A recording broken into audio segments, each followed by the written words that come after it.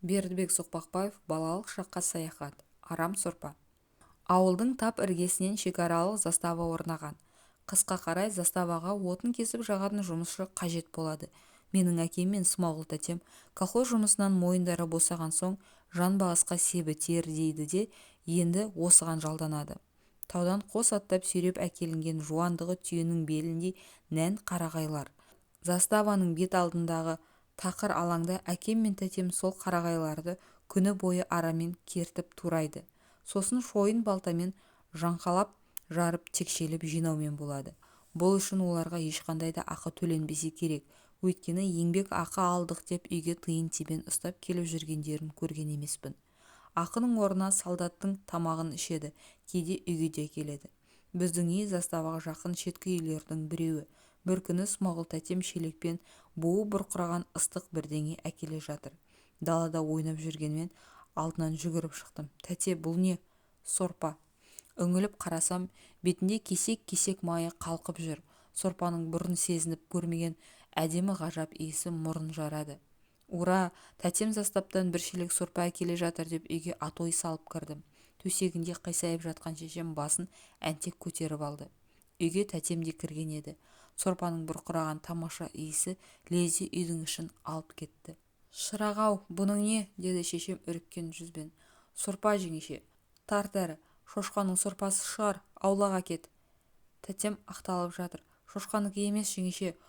Побыр өзі айтты. Кеше өгіз сойған, өгіздің сорпасы. Жоқ, әкет, көрсетпе. Тәтем сорпаны ауыз үйге алып шықты. Әкем де келді. Сатылған үйде жоқ болатын. Бұны енді не істейміз деп ақылдаса бастады. Побыр өтірік айтпайтын шығар, дейді әкем. Кеше өгіз сойды ғой, деді тәтем. Төгіп тастауға көз қимайды. Шошқа арам, шошқа лас, шошқа андай, шошқа мындай деген сөз кішкене күннен әбден сіңген. Шешем әлгінде шошқаның сорпасы шығар дегенде менің де денем дір ете қалған. Бастапқыда емес, енді шелекке сескеніңкіреп қараймын. Ынтығым басылып, десім қайтыңқырап қалған. Дегенмен әкем тәтем ішер болса көппен көрген ұлы той деп тәуекелге басуға дайын тұрмын. Тәтем қасық алып сорпаны араластырып тексере бастады. Ішінде капуста, картоп жүр. Енді ойлап отырсам борщ екен. Бір кезде үлкен жалпақ қабырғаның басы шыға келді. Міне, өгіздің қабырғасы деп тәтем қуанып қалды. Өгіздікі түгіл ненікі болса да менен аулақ, өздерің ішіңдер. Шешемнің ойы белгілі еді. Заставада шошқа да өгіз де сойылып жатады. Тамақ бір қазанда жасалады. Шошқа еті пісірген қазаннан дәм тату харамның өзін жегенмен пара-пар, яғни ауыр күнә. Біз шешемнен басқаларымыз мұсылмандықтың әлгіндей қатаң жолын сақтай алмадық. Ораза, намаз, тоқтықта дегендей майлы сорпаны қарынға салып алуды мақұл көрдік. Қара су, қара талқанмен бүйіріміз қабысып жұтап жүрген жандармыз. Мынадай ғажап асты құр бекер төгіп тастағанымыз қылмыс емес пе?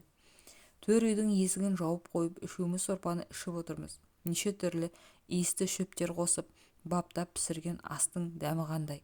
Алғашында көңілдегі сескеніш тарқамай үркектеп ұрттасақ та біртін-біртін таңдайға жағып тілімізді суырып барады.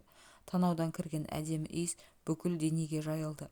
Жақсы тамақ қалғанша жаман қарын жарылсын дедік те сорпаны түгер қотарып ішіп алдық. Заставадан тамақ тасып әкелудің басы осылай басталған еді. Сорпа ғана емес, кейде ботқа, кесек-кесек бөлке нандар әкеледі. Нан мен ботқаға сезік жоқ, одан шешем де жейді. Ал сорпа болса, ол баяғыша жоламайды. Олжа тамақтың үстіне кейде көршілер келіп қалады. Қайдан шыққан тамақ деп тергеп алады. Бірге отырып ішіп жейді де былай шыға беріп өсе кетеді. Қалыптары құрсын. Заставтан орыстың арам сорпасын әкеп ішіп жан сақтап отыр, бетіп көрген күні құрсын дейді. Ағайының іштарлығы қалмайды. Бұл өсек радио хабарынан да тез тарайды. Жауласып жүрген балалармен сыртқа шыққанда шошқа етін жеген кәпір деп енді мені ыза қылатын болды. Біреуінен біреуі іліп алып шу-шу етеді. Арамсың, сенімен ойнамаймыз, арамнан аулақ жүріңдер деп қашады. Мен ыза болам.